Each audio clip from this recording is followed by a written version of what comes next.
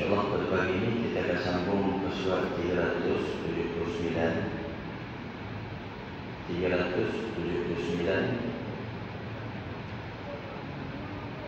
juzuk yang ke-19 surah An-Naml ayat yang ke-23 insyaAllah.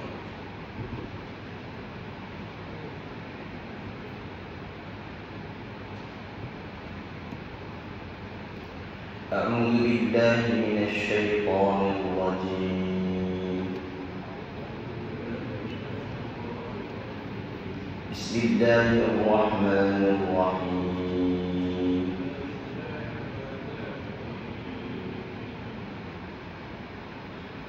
إني وجدت امرأة تملكهم وأوتيت من كل شيء ولها عرش عظيم.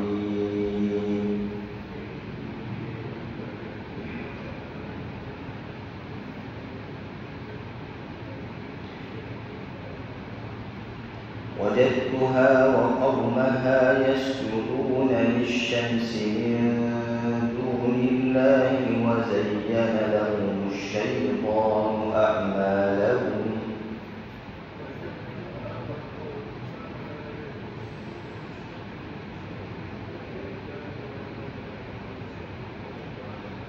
فصدهم عن السبيل فهم لا يهتدون.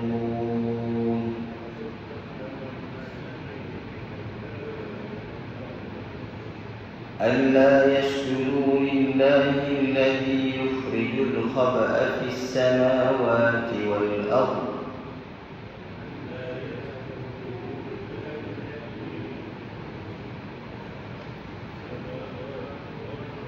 ويعلم ما تخفون وما تعلنون.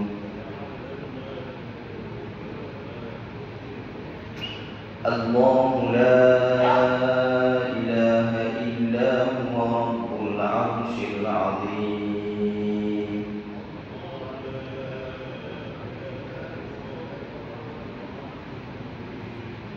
قال سننظر أصدقت أم كنت من الكاذبين.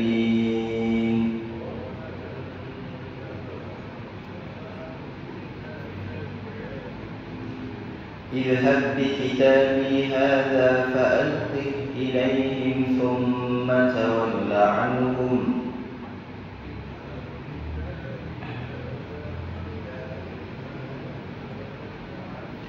فانظر ماذا يرجعون.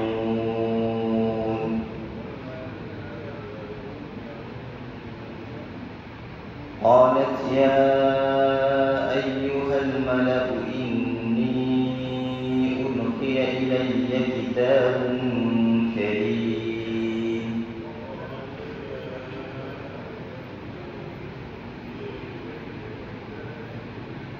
إنه من سليمان وإنه بسم الله الرحمن الرحيم.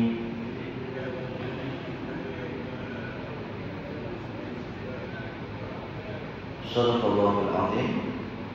Kebaikkan rahmat Allah Subhanahu wa taala sekalian. Jadi kita dah pada pertemuan yang lepas kita selesai tentang macam mana Nabi Sulaiman dalam satu perhimpunan perasan ataupun mengetahui tentang tidak adanya hudhud, ketidakhadiran hudhud sebagai salah seorang daripada tentera ataupun pegawai kepada kerajaan Nabi Sulaiman AS. Jadi pada ayat ini, pada ayat 23 ini, dia adalah berita yang dijanjikan oleh hudhud. Sebab kalau kita ingat dalam ayat yang lepas, apabila hudhud itu dia nak beritahu sebab apa dia tak datang kepada Nabi Sulaiman AS, dia kata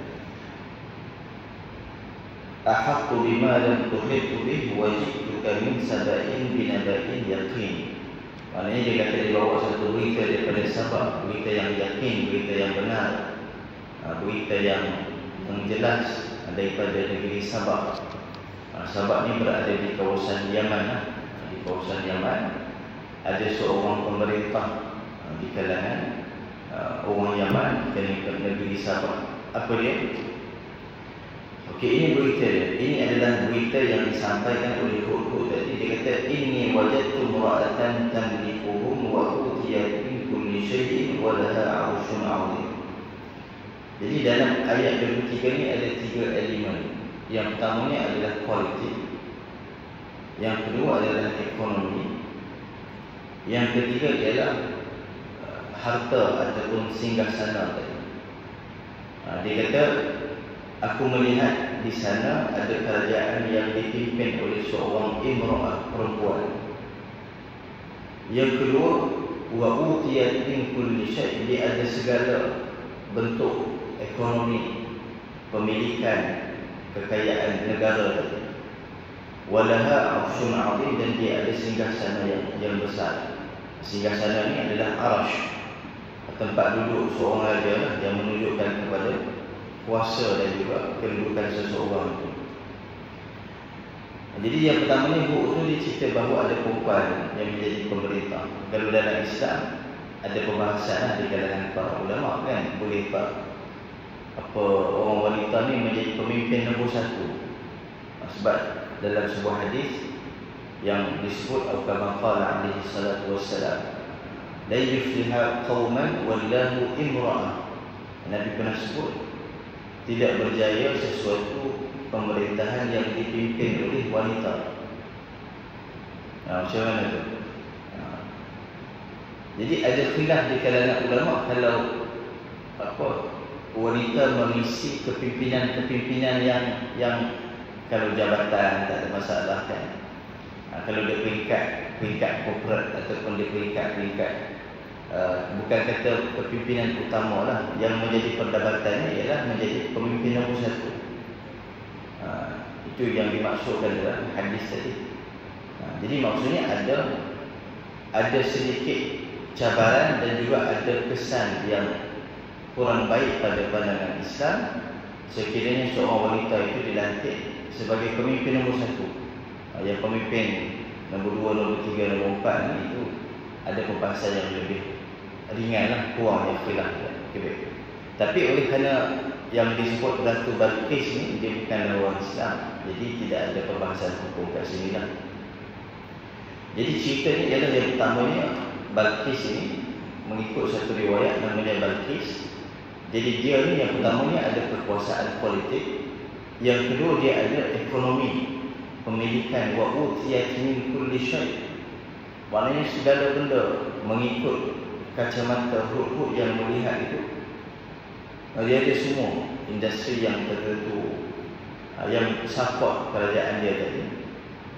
Yang ketiga ialah dia cerita walaha 'arsyun 'azim, dan dia memiliki singgahsana yang besar. Itu statement pertama penceritaan Hud tadi kepada Nabi Sulaiman alaihissalam. Mukaddimah ta'rifiyah, introduction, untuk beritahu berita yang menyebabkan dia lewat tadi. Ada perempuan yang ada kuasa, kemudian dia ada pemilikan ekonomi yang baik, yang support di sebalik kekuasaan dia itu. Yang ketiga, dia ada singgahsana yang cantik, yang hebat. Kemudian ada statement yang kedua, yang ni yang menjadi inti kepada persoalan yang nak dibawa daripada buang Hud kepada Nabi Sulaiman tadi. Apa dia? Wajadtuha wa qaumaha yasjuduna lisyamsi min dunillah. Kemudian kata Hud, aku nampak mendapati dia ni dan kaum dia menyembah matahari selain daripada Allah Subhanahu wa taala. Maknanya bukan orang Islam, bukan agama tauhid, menyembah matahari selain daripada Allah.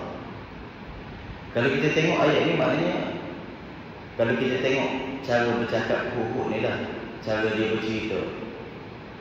Dia kata aku melihat Balqis dan pengikut dia. Dia bukan kata aku melihat mereka. Dia beza kalau kita kata aku melihat mereka ni menyembah matahari. Itu artinya benda tu standardized lah. Tapi apa signifikan apabila Hud ni dia dalam keadaan dia bercerita tu, dia kata aku melihat Balqis ini dan pengikut dia. Sebab apa nak sebut juga Balqisus secara asing? Jadi sebagai ulama tafsir dia kata, ini nak beritahu bahawa seorang raja itu ada pengaruh yang besar dalam menentukan akidah dan kepercayaan masyarakat dia. Jadi wajadtuha wa qaumaha, aku melihat Balqis juga leading, mengetuai upacara menjadi ketua kepada ajaran menyembah matahari tadilah. Jadi dia bukan isu tradisi saja, dia bukan isu agama itu dipegang oleh masyarakat. Bahkan kepercayaan menyembah selain daripada Allah, menyembah matahari itu juga diketuai dan juga dipimpin oleh Balqis saja. Ini nak beritahu kesan besar pengaruh seorang pemimpin dalam akidah dan keyakinan masyarakat. Itu nak diceritakan oleh Hudhud tadi. Wajadtuha wa qaumaha, aku nampak dia ni pun pulun juga, ke depan juga. Maksudnya mengetuai juga, dan juga kaum dia yang mengikutlah, masyarakat dia yang mengikut tadi. Yes, dan bukan kepada Allah. Maknanya mereka ni ada unsur menyembah Tuhan yang satu juga, tapi berlaku syirik. Syirik ni maknanya menyekutukan Allah. Dia mungkin ada unsur mereka ni percaya ada Tuhan, tetapi mereka pergi sembah itu kepada selain daripada Allah Subhanahu Wa Taala.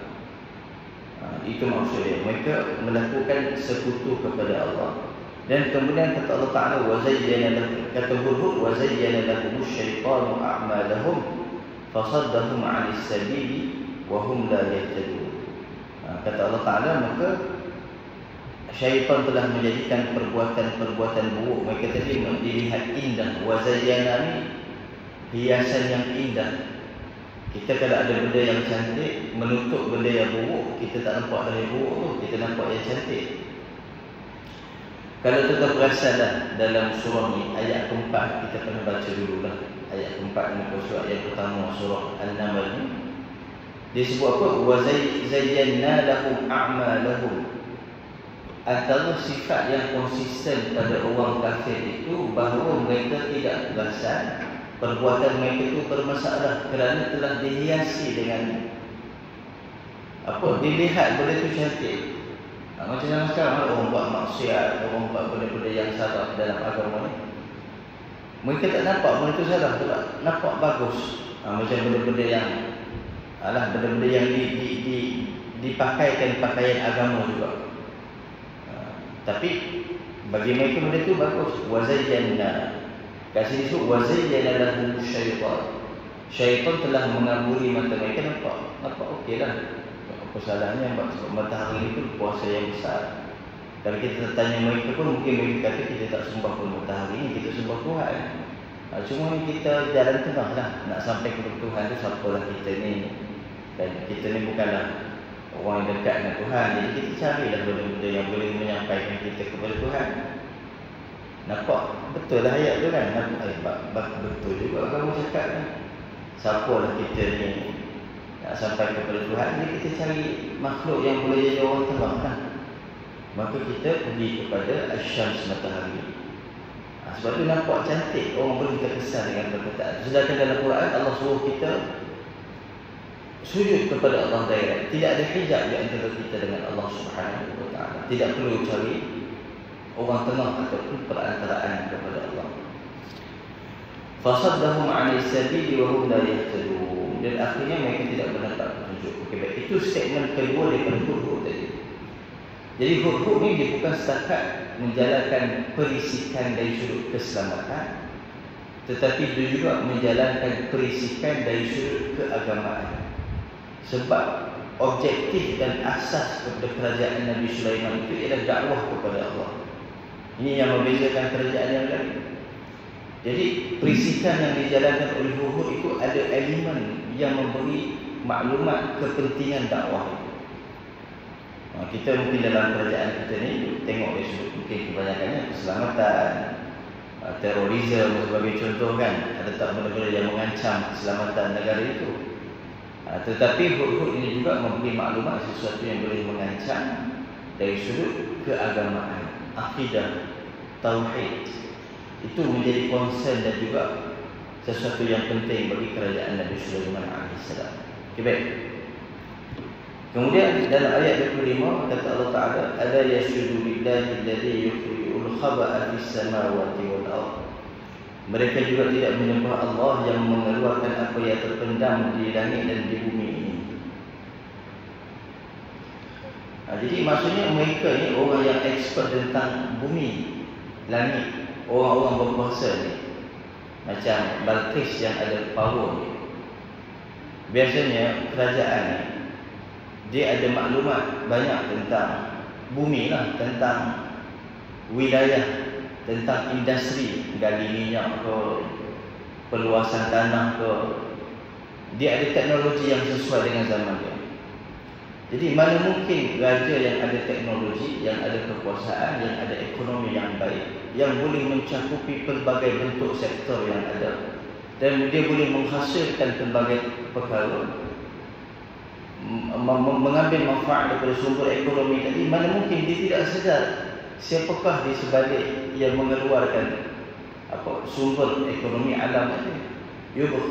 Kata Allah Ta'ala, yukhrijul khaba'a fis samawati wal ardh. Sedangkan Allah yang mengeluarkan apa yang terpendam dari dalam bumi tadi, yang memberikan air, yang mengalir air sungai yang cantik di istana dia, yang menjana elektrik kepada singgasana dan juga istana dia, yang memberikan sumber makanan daripada hutan, daripada tanah kepada dia untuk jana ekonomi kepada kerajaan dia. Jadi mana mungkin orang yang ada kuasa dia tidak sampai ke situ? Sepatutnya dia sampai ke situ. Sedangkan sepatutnya dia sampai kepada satu rumusan, di sebalik kekuasaan yang hebat ini ada Allah yang mengeluarkan segala sumber daripada langit dan bumi tadi. Wa ya'lamu ma tukhfuna wa ya'lamu ma tu'linun. Dan Allah mengetahui apa yang tersembunyi, dan kita manusia ini melihat apa yang nyata, yang zahir saja. Itu kelemahan manusia ini. Kita tidak melihat apa yang tersirat, kita banyak melihat apa yang tersurat.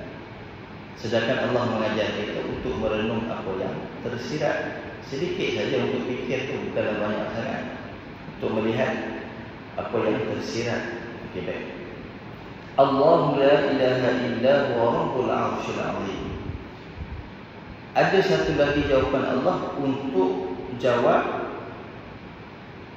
kepada untuk bagi penegasan tentang jawapan Hudhud tadi, iaitu tentang Arsh. Oleh kerana Hudhud dia bawa cerita, dia kata permaisuri Sabak ini ada Arsh yang hebat, maka Allah pun menjawab, Allahu la ilaha illa huwa rabbul 'arsyil 'azim. Allah memiliki Arsh yang lebih agung, yang lebih hebat. Jadi orang yang berkuasa kena tunduk kepada Allah. Akibat balik kepada Sulaiman. Ayat 28-27 ni balik kepada Sulaiman. Kan Sulaiman duk bercakap dengan Hudhud ni, kamu datang lewat ni sebab apa ni? Hilang daripada perhimpunan kita tadi.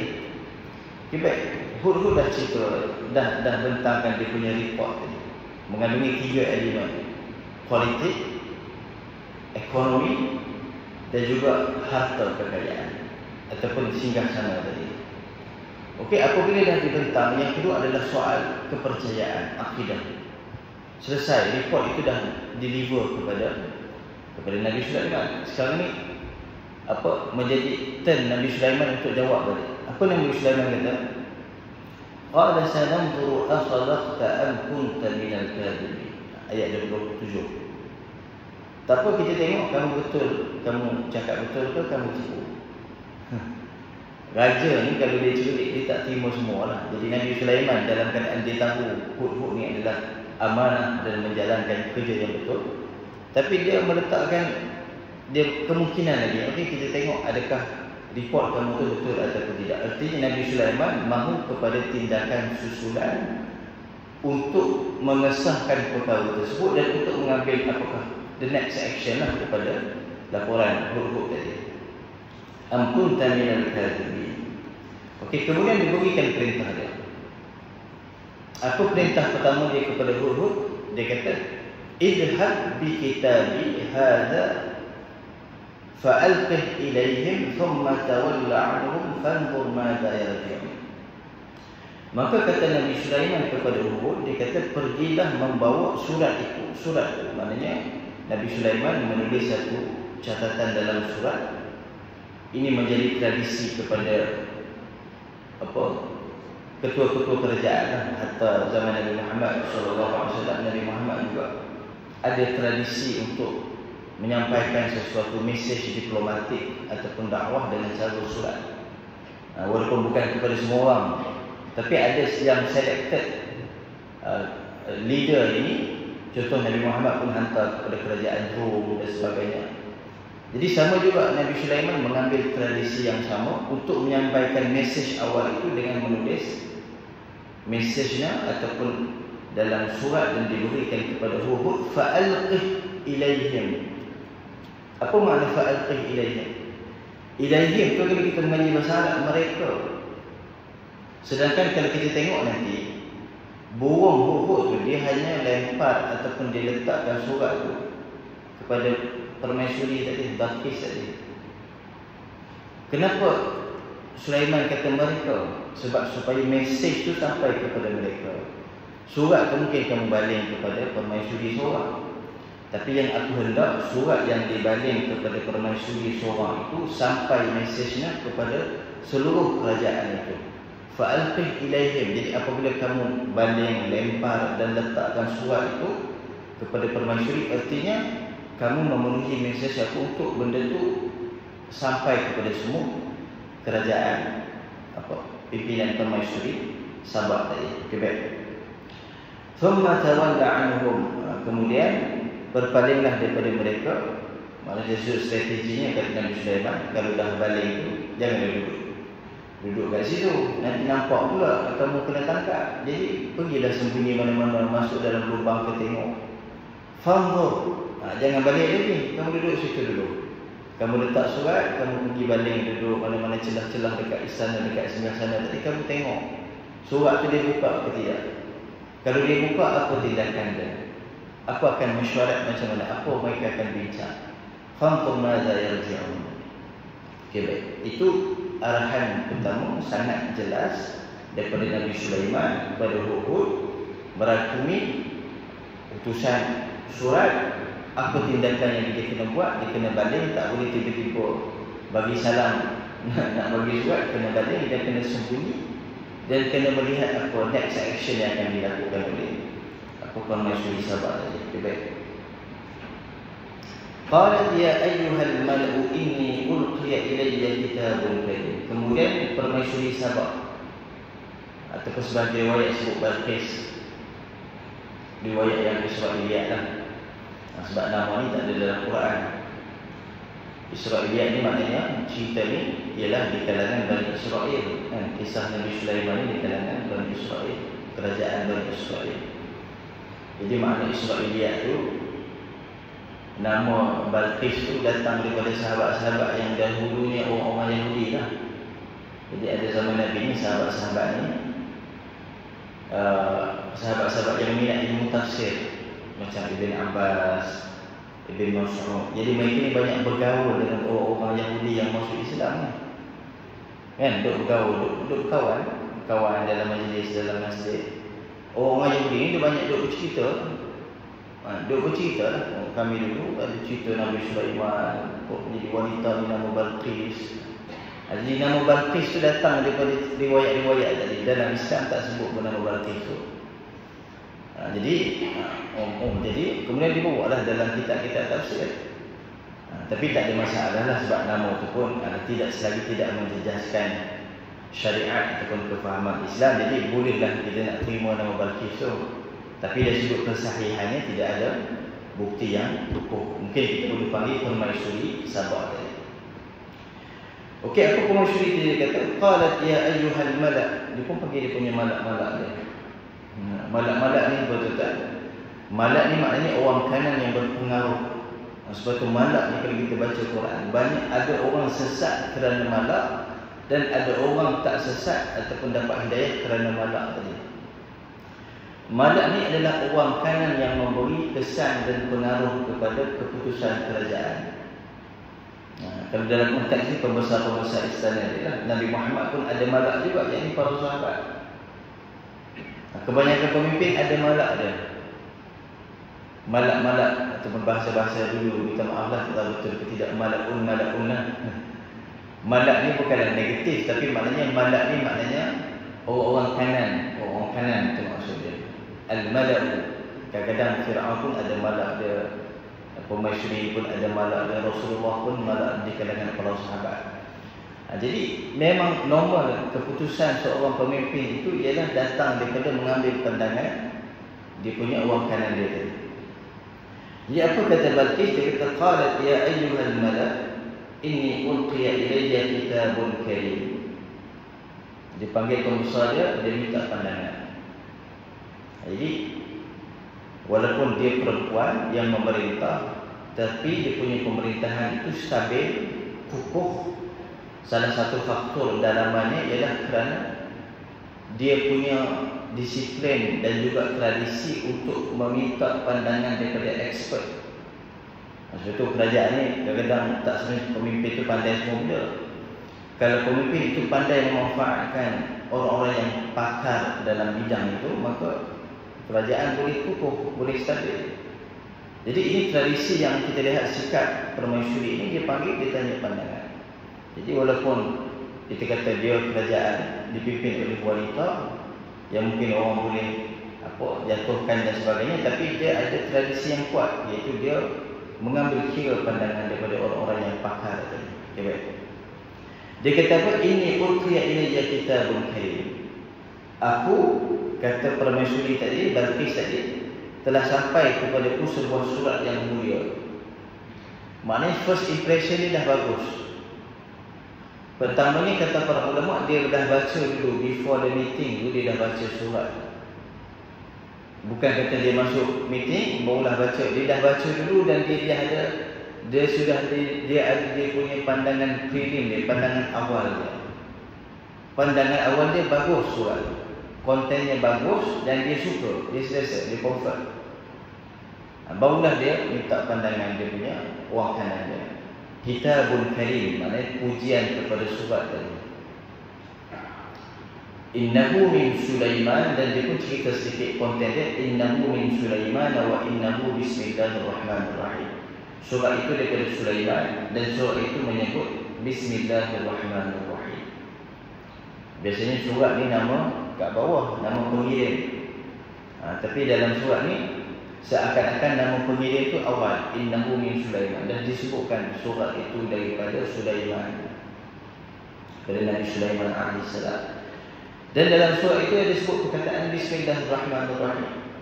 Ini antara surat pertama dalam sejarah Bani Israel yang menggunakan perkataan bismillahirrahmanirrahim. Jadi sepatutnya orang-orang Yahudi yang berada di Mekah, di Madinah, waktu Nabi Muhammad bawa Islam dan Nabi Muhammad bawa bismillahirrahmanirrahim, sepatutnya mereka nampak ada persamaan dengan agama mereka, dengan ahlul kitab. Sebab Nabi Sulaiman lebih awal lagi, yakni Nabi di kalangan Bani Israel yang menggunakan bismillahirrahmanirrahim dalam surat ini. Kemudian isi yang kedua dalam surat itu, pertamanya dia ada nama, yang kedua dia ada bismillahirrahmanirrahim. Kemudian dia ada dakwah, ada seruan. Apa seruan dia? Alla ta'alu alayya wa'tuni muslimin. Tiga elemen utama. Dia tak cerita semua, tapi tiga benda utama yang ada dalam surat tadi. Nama pengirim, kemudian membesarkan Allah, maknanya kerajaan Nabi Sulaiman. Apa yang menjadikan Balqis itu impress dengan surat itu, sebab mana mungkin seorang raja yang hebat seperti Sulaiman ini mendahulukan dalam suratnya adalah membesarkan Tuhan. Sepatutnya raja ini membesarkan diri dia lah. Biasanya daripada raja sekian-sekian, biasanya kita membesarkan nama raja itu. Tapi ini sesuatu yang hebat, sesuatu yang luar biasa. Apabila seorang raja yang memiliki kekuasaan yang besar, tetapi dalam suratnya memberikan keutamaan kepada membesarkan nama Allah Subhanahu Wa Taala. Yang ketiga ialah ada seruan, alla ta'lu alayya wa'tuni muslimin. Apa maksudnya? Jangan engkau berlaku sombong kepadaku dan datanglah kepadaku sebagai orang-orang Muslim, orang-orang yang berserah diri. Kena ada hibah. Dengan Allah, Nabi Sulaiman tunduk kepada Allah. Tetapi sesama musuh ataupun sesama orang-orang yang ada kuasa ni, kena tunjuk kita tinggi, kena tunjuk keizzahan kita, kena tunjuk kehebatan kita. Tak boleh tunjuk kita lemah. Di hadapan Allah kita menunduk lemah, berserah kepada Allah. Dalam berhadapan dengan orang yang ada kuasa, kena tunjuk. Nabi Sulaiman itu diberikan hukmah, diberikan kekuasaan. Jadi cara dakwah Nabi Sulaiman itu mesti menunjukkan kekuasaan itu. Sebab Allah yang memberikan kuasa kepada Nabi Sulaiman. Jadi dalam komunikasi dakwah Nabi Sulaiman tak boleh ada elemen rendang diri, tak pula beres, tak boleh. Dia kena tunjuk itu. Sebab power itu diberikan oleh Allah kepada Nabi Sulaiman. Dan Nabi Sulaiman sebut, jangan tinggi daripada aku, kamu kena datang dalam keadaan orang yang berserah diri. Ini maknanya kalau normal punya bahasa diplomatiknya nak berlaku perang lah. Maksudnya kata dua. Kalau kamu tak serah, berlaku perang. Kemudian kata permaisuri tadi, dia kata qalat ya ayyuhal malak. Dia tanya balik dia punya malak dia dalam ayat 32. Aftuni fi amri. Aftuni ni kalau bahasa mudahnya beri fatwa. Tapi dia bukan tanya fatwa kat sini. Aftuni ni juga maksud berilah pandangan yang ada asas dan ilmu. Aku nak dengar pandangan yang betul-betul ada justifikasi yang kuat. Sebab fatwa ni biasanya merujuk kepada pandangan hukum yang ada asas ilmu yang kuat. Aftuni fi amri. Wahai malak-malak aku, pembesar-pembesar aku, komenlah sikit. Bagilah pandangan yang boleh mencabar keyakinan aku. Sebab aku dah rasa okey je dengan surat ni. Aku dah rasa selesa. Sangat bijaksana perkataan Sulaiman ini. Kitabun Karim. Cuba kamu cabar sikit, beri pandangan yang aftuni, yang ada asas yang kuat untuk aku mengambil kira lah. Okey baik. Ma kuntu qati'atan hatta tashhadu. Sebab aku tak akan buat keputusan melainkan kamu semua hadir bersama dalam majlis ini. Maksud keputusan ini adalah kolektif punya decision, keputusan bersama, keputusan kerajaan. Sebab keputusan yang aku akan ambil ini bukan personal lagi. Kalau kamu tak beri pandangan, maknanya kalau aku memilih keputusan untuk mengikuti agama Sulaiman, kamu kena ikut. Hatta tashhadun, sebab ini akan menjadi satu keputusan kolektif yang mengukuhkan the government punya keputusan. Jadi aku nak dengar dulu. Apabila aku dah buat keputusan, kamu dah kena ikut. Sebab ini keputusan yang berlaku dalam majlis tashhadun yang kamu saksikan, yang kamu juga endorse, yang kamu juga bersama dalam membuat keputusan. Okay. Ini maksudnya memang Balqis ini ataupun memang Permaisuri Safak ini adalah ketua kerajaan yang lead keputusan agama. Dia bukan setakat mengurus-mengurus ni. Sebagaimana dia juga menjadi ketua dalam menyembah matahari tadi, maka dia juga bertanggungjawab untuk memberi keputusan. Dia akan menjadi ketua, memutuskan sekiranya kita perlu mengikuti agama Sulaiman tadi. Jadi maksudnya dia strong lah. Dia strong, dia sebut itu. Dia tahu kalau dia buat keputusan ni bukan peribadi, tapi juga akan beri kesan kepada rakyat dan masyarakat dia. Kemudian adalah yang memberi pandangan tadi, qalu nahnu ulu quwwatin wa ulu ba'sin syadidin.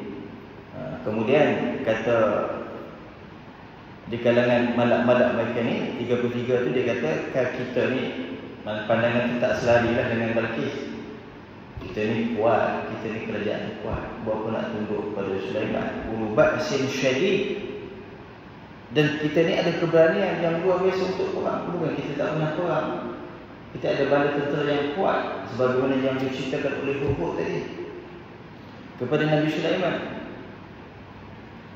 Jadi maksudnya mudah fahamnya, sebahagian daripada malak-malak mereka ni tak nak mengalah lah, nak perang. Sebab perkataan Sulaiman itu memberi kata dua, kalau tak nak tunduk maka akan berlaku perang. Jadi mereka pilih untuk perang. Kita kerajaan yang kuat, ulu ba'sin syadid, tapi akhirnya dia kata wal amru ilaik, fanzuri madza ta'murin. Tapi itu pandangan kami saja, wahai Balqis. Kami serahkan kepada kamu lah untuk buat keputusan. Maknanya dia tahu akhirnya keputusan di tangan permaisuri Sabah tadi. Kemudian ini menarik jawapan Balqis tadi. Jawapan Balqis adalah boleh dijadikan satu prinsip dalam kenegaraan, dalam kepimpinan. Apa dia? Qalat, ini banyak ni kalau ceramah-ceramah kita biasa dengar ni. Qalat innal muluka idza dakhalu qaryatan afsaduha wa ja'alu a'izzata ahliha adillah wa kadzalika yaf'alun. Sangat hebat jawapan Balqis ni. Dia kata apa? Ini adalah satu pandangan dan juga satu falsafah kepimpinan yang bijaksana yang diungkapkan oleh Balqis. Balqis dia menjawab kepada malak-malak dia tadi, dia kata macam ni. Biasanya raja-raja, ya, kita baca terjemahan lah, 34. Dia kata biasanya raja-raja ni kalau dia masuk kepada satu tempat, dia perang dan dia masuk kepada satu kawasan dan wilayah, dan menakluki wilayah tersebut, nescaya mereka akan membinasakannya dan menjadikan penduduknya yang mulia itu sebagai hina. Maknanya perang ini, kalau sesiapa yang menang salah satu daripada kerajaan kita ataupun mereka menang, atau contohnya Sulaiman menang, dia menakluki kerajaan kita semua akan jadi hamba. Orang yang paling mulia dalam negeri dan juga tempat tersebut, waja'alu a'izzata ahliha adillah, akan jadi paling hina sekali. Macam sekarang lah yang melakukan perang, walaupun kita tak namakan apa yang berlaku di Palestin itu sebagai perang, tapi kesannya sama. Macam zaman penjajahan dulu kan, apabila ada rasul, maka orang yang paling mulia dalam sesuatu masyarakat itu akan menjadi orang yang paling hina. Itu maksudnya Balqis nak explain berkaitan dengan kesan buruk daripada kalau kita terlibat dalam perang. Jadi Balqis tidak melihat perang sebagai solution, tapi Balqis melihat diplomatik itu sebagai bahasa yang terbaik. So dia tak setujulah. So ini adalah keputusan aku. Tak boleh, sebab falsafah aku kalau berlaku macam ni, orang yang paling hebat dan mulia akan menjadi orang yang paling hina. Itu kesan perang yang konsisten dalam sejarah peperangan yang berlaku dalam kemanusiaan. Kemudian apa keputusan dia? Maka Balqis kata dalam ayat terakhir dalam muka surat ini, aku nak mengambil keputusan macam ni, bahasa diplomatik. Apa dia? Wa inni mursilatun ilaihim bihadiyatin fanadharatun bima yarji'ul mursalin. Bahasa mudahnya rasuah ataupun hadiah. Hadiah maknanya dia nak offer hadiah. Tak ingat dulu bahasa-bahasa kerajaan ufti, ada bahasa-bahasa dalam sejarah dulu, ufti ke. Macam dulu kerajaan Kedah pernah bayar kepada kerajaan Siam dulu kan, dalam zaman perang dulu, untuk perlindungan ataupun untuk ni lah, bagi hadiah supaya tidak berlaku peperangan dan sebagainya. Jadi sama juga. Jadi dia melihat caranya adalah kita bagi dulu kat Sulaiman ni, kita bagi hadiah, kita bagi ufti, kita bagi ataupun mungkin rasuah, ataupun zaman tu tak ada hukum lagi kan, Balqis di mana ada hukum syariat, jadi dia bagi. Fanadharatul, kemudian kita tengok macam mana apa yang akan dibalas oleh Nabi Sulaiman AS. Jadi akhirnya permaisuri Sabah itu memilih keputusan sesuai dengan karakternya, mengurangkan mudarat dalam kerajaannya, kerana pertempuran dan peperangan itu boleh memberi mudarat yang lebih besar. Maka dia memilih dengan untuk mengambil respon terhadap surat Nabi Sulaiman itu dengan pendekatan bahasa diplomatik, dan antara action yang pertamanya adalah untuk dihantar hadiyatan itu hadiah. Dan kita tengok apa balasan dan respon Nabi Sulaiman AS. Okay, baik, kita berhenti setakat itu dulu, dan insyaAllah pada pertemuan ke depan ni kita akan tengok apakah yang akan direspon oleh Nabi Sulaiman AS dalam bahasa diplomatik yang telah dimulakan oleh Nabi Sulaiman, yang kemudian dibalas oleh permaisuri Sabah ini. apa yang baik daripada Allah Subhanahu Wa Taala. Sekurang-kurangnya pada hari ini kita belajar tentang macam mana kita kata komunikasi di antara kerajaan-kerajaan yang pernah kuat di zaman Bani Israel, dan macam mana Allah memberikan kekuasaan salah satu kerajaan yang kuat itu adalah kepada Nabi Sulaiman AS, dan bagaimana Nabi Sulaiman memanfaatkan kerajaannya untuk urusan penyampaian dakwah dan menguatkan Islam, menguatkan akidah tauhid, menyebarluaskan peranan-peranan orang-orang agar kembali kepada menyembah Allah Subhanahu Wa Taala. Baik-baik kepada Allah Subhanahu Wa Taala. Kita tangguh majlis kita dengan doa. A'udzubillahi minasyaitonir rajim. Bismillahirrahmanirrahim. Alhamdulillah wassalatu wassalamu ala Rasulillah. Allahumma rzuqna 'ilman nafi'an wa rizqan halalan tayyiban wa 'amalan mutaqabbalan. Sallallahu ala nabiyyina wa habibina Muhammad wa ala alihi wa sahbihi wa baraka wa sallam. Walhamdulillahi rabbil alamin. Assalamualaikum warahmatullahi taala